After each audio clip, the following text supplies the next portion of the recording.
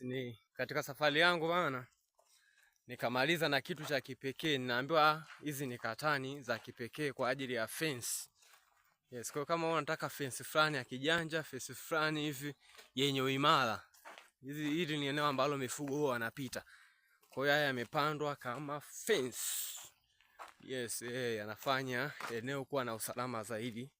Hayo ni mashamba jamani. Kwa fence inayotumika ndio hii ya kipekee kweli kweli. Na mamilingoti hayo, sijui ndo mamilingoti, sijui ndo manini. Yes, Kwa hiyo hii ni katani. Kama hujui katani ni nini, angalia hii kitu mpaka mwisho hapo. Yes, hizi ndo zinaitwa katani kubwa. Katani za kizungu. Katani za kizungu. Sasa za kizungu huku zimekujaje tena jamani? Wenyeji. Hizi ni katani za Kisukuma bana. Za kizungu wapi hizi za kwetu? Za katani zetu mna brand tena wazungu jamani. Hizi ni katani za kwetu za Kisukuma. Tuziite tu hivyo.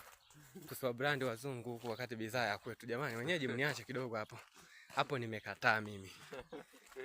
Hizi mimi naziita katani za Kisukuma. Za kizungu wakati ziko kwetu sisi Wanyantuzu. Hiyo nimegoma.